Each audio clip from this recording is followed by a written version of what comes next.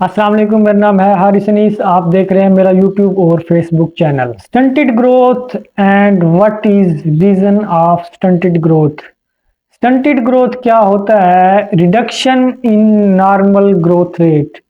Normal growth rate जब आपका कम हो जाता है due to lack of essential nutrients, खुराक की कमी की वजह से या फिर अदर फैक्टर्स की वजह से, जब आपकी ग्रोथ रुक जाती है, आपका कद नहीं बढ़ पाता, उसे हम स्टंटेड ग्रोथ कहते हैं। What is the reason of stunted growth? Stunted growth की रीजन क्या है, इसकी रीजंस डिस्कस करेंगे। क्यों कुछ बच्चों की ग्रोथ रुक जाती है, उसके पीछे वजह क्या है कि क्यों कुछ बच्चों का कद नहीं बढ़ पाता, उनकी नॉर्मल जो ग्रोथ रेट है उस रेट से ग्रोथ उनकी नहीं हो पाती और वो वीक रह जाते हैं, अंडर डेवलप्ड रह जाते हैं। स्टंटेड ग्रोथ के रिजल्ट्स क्या हैं, इसकी कॉम्प्लिकेशंस क्या हैं? उसमें प्रीमेच्योर डेथ होने के चांसेस बढ़ जाते हैं। उसके साथ साथ में affect mental development and growth, ये आपकी मेंटल डेवलपमेंट और ग्रोथ को भी इफेक्ट कर सकती है। नंबर 3 पर है, ये आपकी जनरेशंस में भी ट्रांसफर हो सकती है।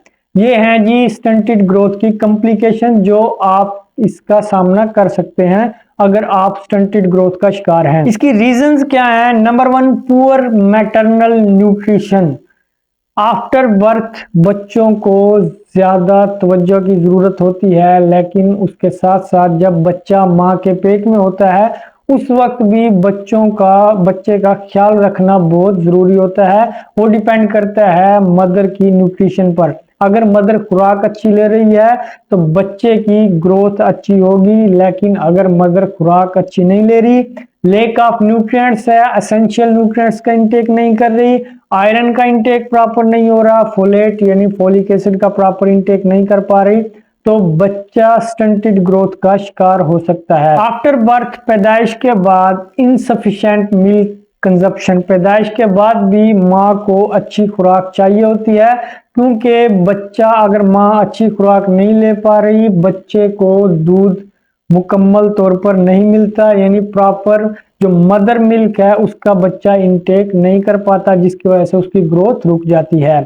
तो पुअर मैटरनल न्यूट्रिशन भी इसकी एक वजह है स्टंटेड ग्रोथ की। नंबर 2, सैनिटेशन, सफाई का ना होना, घर में सफाई ना होना, पुअर हाउस सैनिटेशन। आपके घर में अगर प्रॉपर सफाई का मैकेनिज्म नहीं है, आपकी जो खुराक तैयार हो रही है किचन में, प्रॉपर उसका इन्वायरमेंट नहीं बना हुआ, यानी उसके सफाई का ख्याल नहीं रखा जा रहा, ये भी स्टंटेड ग्रोथ की वजह बनती है। तो सफाई का खास ख्याल रखें खुराक बनाते वक्त, तो सफाई का खास ख्याल रखें खाना तैयार करते वक्त। अगर प्रॉपर सफाई से खाना तैयार नहीं किया जा रहा तो बच्चे प्रॉपर उसका इंटेक नहीं कर पाते, जिसकी वजह से उनकी ग्रोथ रुक जाती है। तो सैनिटेशन भी इसकी एक वजह है। मेल न्यूट्रिशन भी मेजर काज है स्टंटेड ग्रोथ की। अगर बच्चे प्रॉपर न्यूट्रिएंट्स नहीं ले पाते जो उनकी बॉडी को रिक्वायर होते हैं, यानी अगर बच्चे बैलेंस डाइट का इंटेक नहीं कर रहे और जितने भी फूड ग्रुप्स हैं उनमें से प्रॉपर फूड नहीं ले रहे,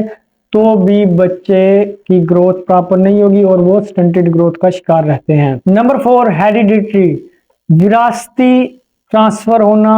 कुछ फैमिलीज में उनकी ग्रोथ प्रॉपर नहीं हो पाती, बड़े बड़े जो आबाओ अजदाद हैं उनकी ग्रोथ प्रॉपर नहीं होती, जिसकी वजह से ये family to family, generation to generation stunted growth चलती रहती है।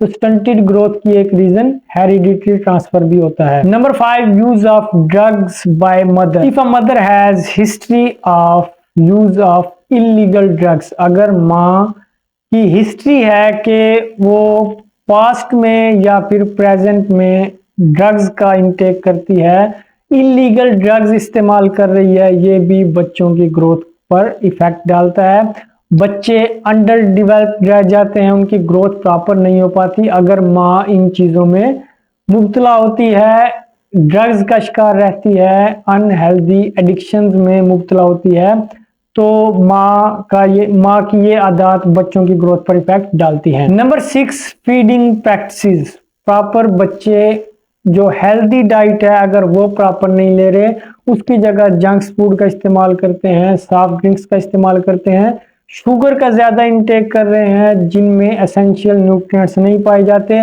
तो भी बच्चे स्टंटेड ग्रोथ का शिकार रहते हैं। तो ये 5 से 6 रीजंस हैं जो स्टंटेड ग्रोथ की मेन वजह बनते हैं। अब तक के लिए नाज़रीन इतना ही, इजाजत दीजिए, अल्लाह हाफिज।